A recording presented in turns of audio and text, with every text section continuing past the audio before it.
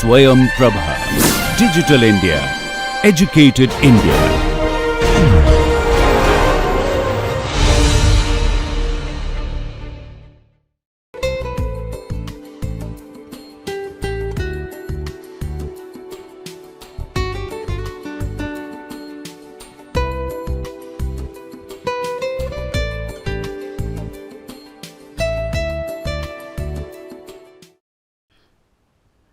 Hello friends. So today we are going to speak about speaking skills, when to speak and how. Now the point is that when we are talking about something like this, the area is vast, and if you are going to speak about it for 30 minutes, then probably we aren't going to do it justice. So we will make it an interactive session. What we are going to do is, as you proceed with these lectures and as you proceed with what I am going to share with you, you kindly take note of the discussion forum as well as the slides that will be provided, which will have a number of links, surveys, activities and all that, and as well as some reference material. And if you use that, probably we will be able to do justice to this particular topic. Now, as in the earlier cases, here is an overview of what we are going to do. The first thing is to find out how good we are at speaking skills. So, that is the quiz, and I will be providing with a link, and I expect you to go there and test it out for yourselves right now once, and maybe at the end of the course once again, to find out where you stand. I will be introducing the concept of what exactly we mean by speaking. We will be looking at voice skills, the movement from listening to speaking, strategic speaking, speaking in groups, a few examples, and then the reference material which I am using will be made available, as well as some relevant articles which you might find interesting, as well as my lecture notes or lecture slides and other relevant references. So, here is your quiz. Are you a good speaker?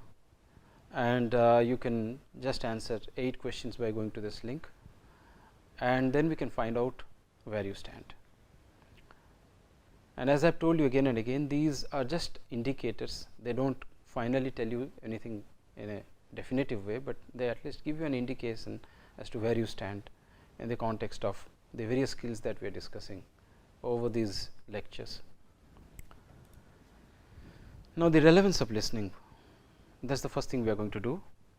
The relevance of listening is something which we have highlighted in the last section when we talked entirely about listening, but there also I made a few points about the fact that listening and speaking cannot really be separated. So, what we do is we take care of these things before we start communicating with anybody. Making eye contact is very important, especially when we are talking about communication at a physical level or even over Skype if you are talking to somebody long distance. Non-verbal gestures and expressions, those have to be very much there, very visible, and you must be aware of what exactly they are doing. Now, this is something which we will elaborate when we deal with body language, but in this particular lecture as well as the next one, we will be touching upon some of these issues. The third one is that avoiding the tendency to get distracted or show distraction. I remember many occasions where I am talking to somebody and that person is maybe working on a computer or reading something. Fine, this person is listening to me, he is nodding and all that, but as long as I have not got the complete eye contact, complete attention, you often feel neglected, or you feel that probably the other person is not listening to you properly.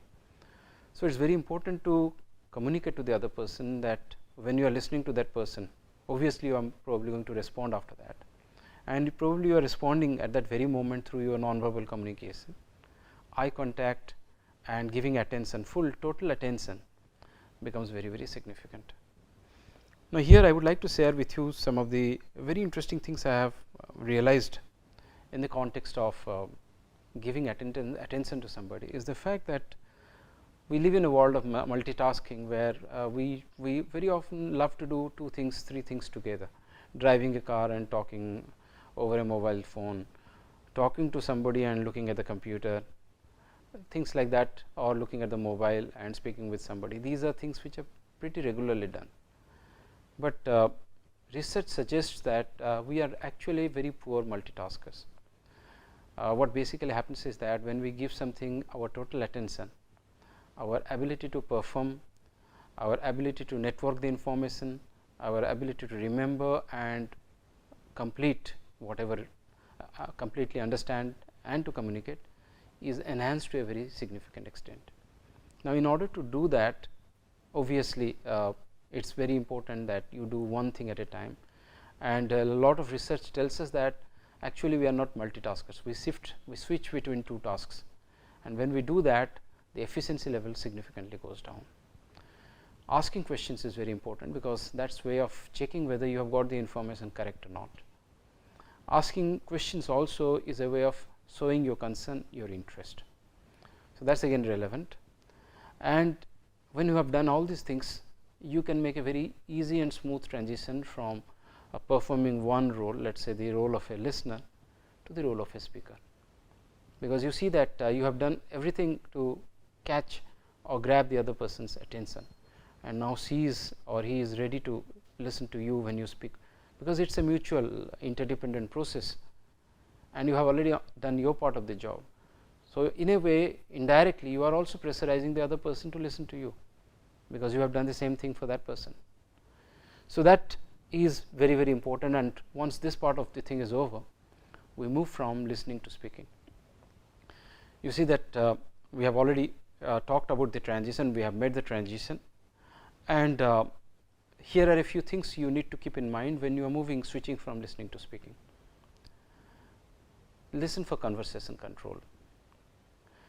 What I mean to say is that very often we are impatient to talk, we are impatient to speak, and even when somebody has barely stopped talking, we start speaking. We are always short of time, we are always in a hurry, we do not have enough time to listen to complete information. Well, it is true of our situation, it is true of our circumstances, but then probably it is a good idea even then, in spite of that, to listen completely. That reduces a significant amount of confusion, that reduces the cognitive load, it increases comprehension, and I have had a personal feeling that when I do that, that particular day is much more coordinate, cogent, comprehensive than other days where I am not doing that as a practice. The transition automatically becomes smooth, because when you speak, you are speaking with the complete information in a much more meaningful way. Unsolicited advice. Now, we will talk about that when we talk about gender, but this is a tendency we have, and very often in the Indian cultural context, we jokingly say that the moment you talk about a disease or a small ailment, you find that there are 5, 10, 30 different let us say advices as to how to solve that problem. Take this, take that, take this home remedy, take that kind of a medicine, and all kinds of things. So, you see that the tendency to give advice is very, very easy, and it can be irritating. Very often it is not necessary, and in the context of soft skills, in the context of making good contact, one needs to be very careful when one is expected to give advice, and probably at other points of time it is not a good idea to do so. My story versus her story. The moment somebody speaks and tells an anecdote, I remember 5 other anecdotes. Now, I am impatient to tell this person about my anecdotes. This impulse is very common, and very often we get impatient with the other person. We hardly give the other person enough time to stop speaking before we start off with our story. Now, 2 things happen over here. One is the other person feels neglected, offended, although he or she may not directly voice that, and this is for the simple reason that the person feels that his or her case has not been made, you have not listened to him properly. The other is that now you are imposing another story, whether he wants it or not. So, it is important to find out whether you are actually sharing anecdotes, in which context that is relevant, or if your anecdote is really related and it is actually going to aid the communication process. Somebody is giving an example, you are giving another example to maybe agree with that person, well, in those contexts it makes sense, but in other contexts maybe not. And you see that very often you want to shift the focus to the other person. If you are a good listener, and that makes you a good speaker, by the way, you are more interested about the other person. You are definitely speaking, but in the process you are learning a lot about the other. See, giving information about ourselves is egocentric kind of a thing. Most cases we want to brag about ourselves, we want to show off about ourselves, or we want to at least assert that we are important. Now, that is when we speak about ourselves, but in most circumstances it is more important to learn about the other person, and that is something which is very, very important and very often overlooked because of these tendencies. Now, talking about the I habit, that is related to the point I was making right now, talking about ourselves, and when we do that, the talk is something which becomes one sided and very often might flag. It might get boring for the other person, might get dull. So, well, I might talk about myself, but if I am able to link it to the other person in a significant way, that becomes relevant. Questions. We touched upon questions in the earlier slide, but we are elaborating a little. What kind of questions? Questions that specify, questions that clarify, questions that lead in a specific direction, questions which are based on your earlier observation and assessment of the particular person, so that now you know exactly what you are going to ask, why. Because very often in business talks, you start off with a kind of an icebreaker, you get to know that person, and this assessment where you are learning about the person is very important, because the information might be the same, but how you are going to position the information, how you are going to talk about that information, how you are going to share that information becomes very, very important. You might share that information with an illustration, you might give that information with an open ended question, you might assert that this information is relevant. Now, depending on the kind of person the other one is, the kind of opening statements he has made or she has made, your responses would be appropriately geared to those contexts. And it is in these contexts that questioning very indirectly, very politely becomes significant, because you get to know about the other person. And whether we are talking about professional life or whether we are talking about personal life, these are significant. Now, you see that you might tell me that we have been talking about let us say speaking and listening in the interpersonal context. We have been talking about contexts which are almost, you might say, therapeutic, where or almost spiritual. Well, that is not the case.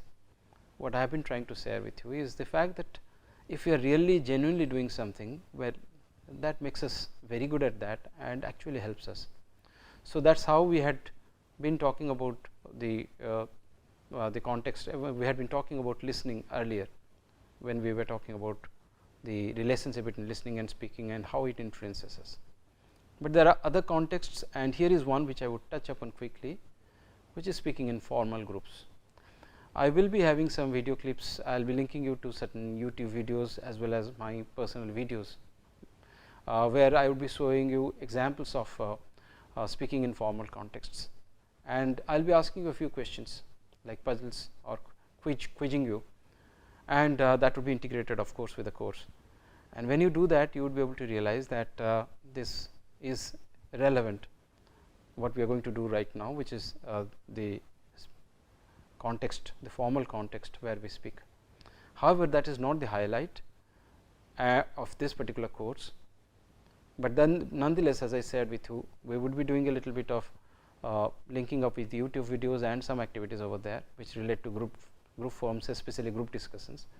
And I am touching upon group discussions over here, because I feel that some of you might face formal group discussions, not actually speaking in groups, but for maybe evaluation, for recruitment or for selection to some kind of a course, and that is the context for which I have a few tips which I would like to share with you.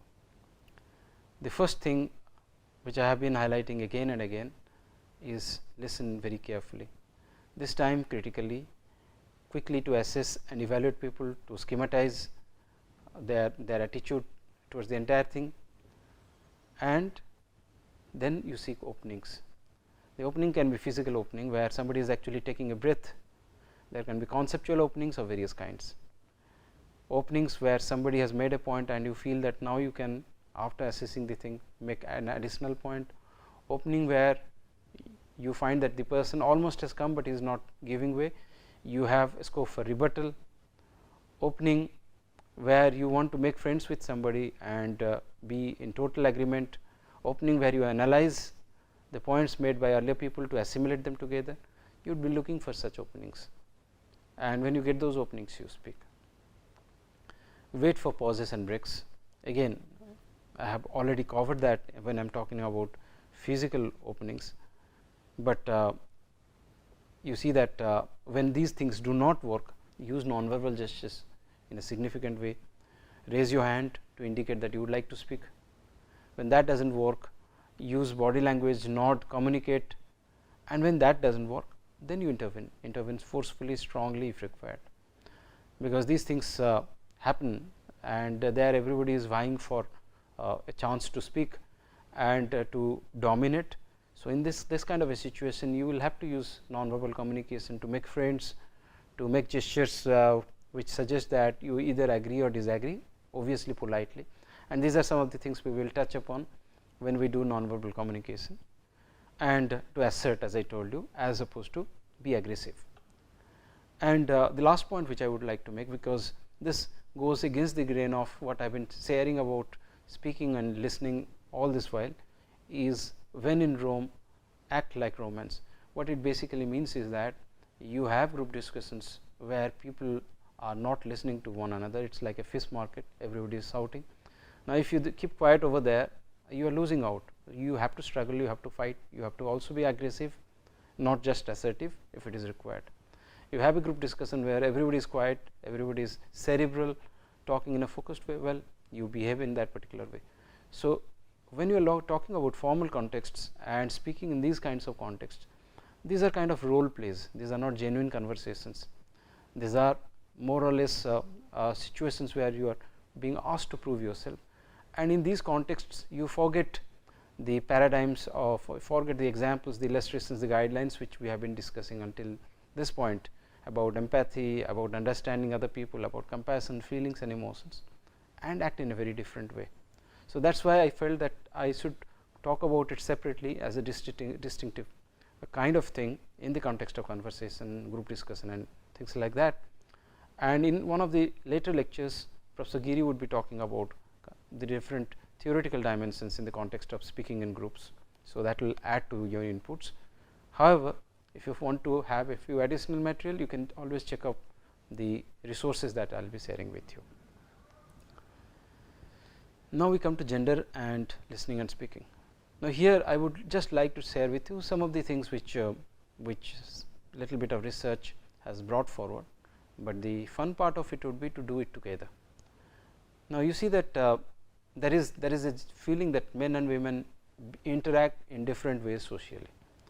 There is a feeling that men tend to be more aggressive and focus on status, try to present that kind of a thing, whereas and try to dominate essentially, whereas women attempt to create connections. And this can be misleading when men and women are talking, because the intentions are misinterpreted. Now, that is a possibility, we will talk about that.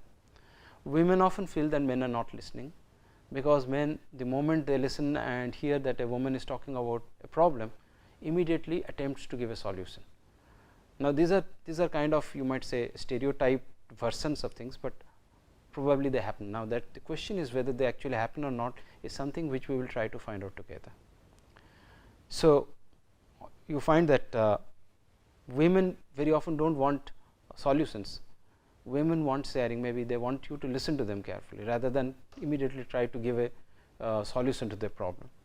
So, understanding, when we are talking about understanding one another, the relationship or the communication is symmetrical, and when we are giving advice, it becomes asymmetrical, because somebody is trying to dominate over the other or show a sense of superiority over the other. And again, another thing which people say is misinterpreted is women saying sorry, which does not really mean that they feel bad about having done something wrong, but they feel bad about the situation. So, this is again very often misinterpreted. So, what we are going to do is we are trying to find out whether actually this happens. Okay. So, one of the things which we are going to do as an assignment would be to have a quick survey. We will have a set of questions which will relate to gender and the way you perceive the other gender response, and within a week we will have the results. Now, that is a very scientific and I would say a very academic way of trying to find out, and I would say very reliable way of trying to find out what is happening in the Indian context, whether the points I made right now actually hold true or not. We might discover a few new points. So, the moment this talk is over, we will try to see where we are in this particular context. Voice and advice about the voice and tone. Now, that again is a big field, it is a large field. Voice training is something which I can't obviously do within the next 2 to 3 minutes or 5 minutes, but I can link you up, I can share a couple of recommendations about books which you can follow for doing that.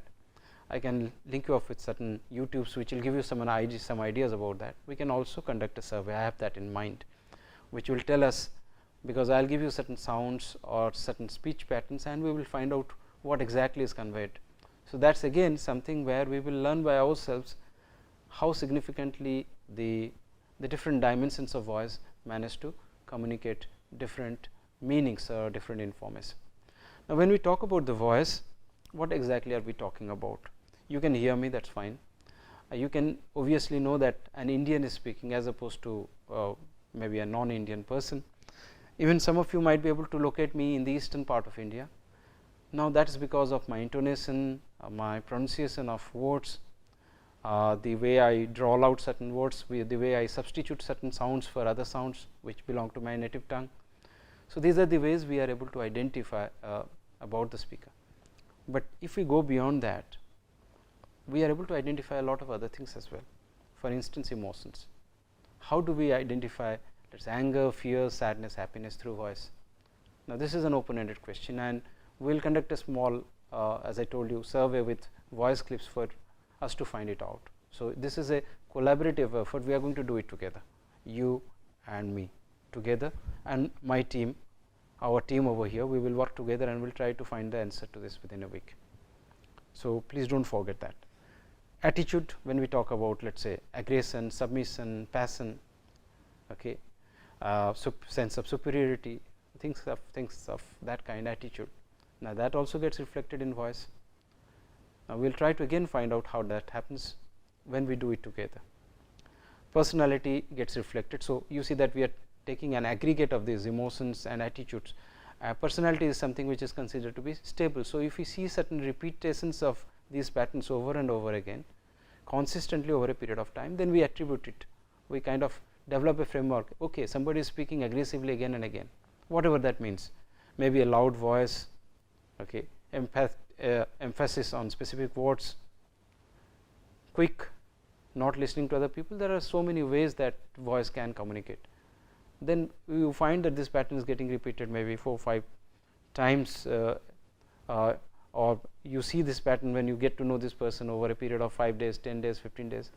Now, you start saying that okay, this person has this kind of a personality. So, that is another thing that we would be able to identify. But as I told you, I have just touched upon these, and probably we are going to do it together. So, the point is that after doing that, what next? Can we change our ways of speaking? Yes, we can. It is very easy. If you are speaking in a low voice, then the first thing to do is speak loudly. That is not a big deal. If you are speaking slowly, you can speak fast. If you are speaking fast, you can slow down. So, if you can do these 3 things, probably we are making a significant amount of difference. So, the other things might be more complicated, but these 3 points I have tried to make, speaking loudly, speaking slowly, or speaking fast, can bring about a significant change in the way somebody understands about how you are speaking or perceives your way of speaking. Pauses or lack of pauses, emphasis on specific words. So, if you make a list of 5 or 10 such things, probably we can transform the way we speak and we can improve it in a significant way. So, here is just a name of a book, you can Google and you can find that. You can find many places on the web where you have a lot of tips given to you, but what I am trying to simply convince you of is the fact that it is pretty easy to change the way you speak if you make a habit of it, and if you can identify the bad habits you have formed, and you can continually make an effort to improve the way you speak. So, yes, it is possible, that is all I wanted to make over here. So, effective voice, now pleasant, balanced, relaxed, clear, expressive. Now, this is just for you to think about it. If you agree, well, yes. If you do not agree, then we will have to work as a team together and find out what makes you a good communicator in terms of your voice. So, as I told you, in one or two of the quizzes that we are planning, these are some of the issues we will take up and we will try to solve them together. But for the time being, you have your minds set, you have these responses to these queries that I have made here, and we will do it together. So, how we perceive voices? Here are some examples again from the Western context. Now, some of it might make sense, as I told you, with the voice data that we will be sharing. Some of it we may disagree with, and that is something which we will be able to find out in the following week once I have got the responses from you. So, people say that when you are simulating breathlessness, it might sound young, more artistic. With a man, with women, it might sound feminine, pretty. Now, but the point is that you see that you are not just talking about breathlessness. Breathlessness can be of various kinds. It can be with a weak voice, it can be with a high pitched voice. So, you see that depending on how it is used, breathlessness, it could have a positive connotation, it could have a negative connotation. Now, these contexts have to be combined, but even so, let us say tenseness, rotundity, that is roundness, increased pitch variety, what they do, these are some general assumptions, and again we will, after we have completed the survey, find out where we stand in the context of these assumptions that we very often make. So, as I have already shared with you, we are going to have either 1 or 2 surveys, kindly wait for that, and during those surveys we will be taking your responses, and as a team we will be trying to answer the questions that I have tried to raise over here when we talk about speaking skills and the different dimensions of speaking skills. So, we stop here, friends. These are some of my references, and when we talk about conversation skills, we will elaborate on some of these points and we will proceed forward with some other interesting things. Thank you.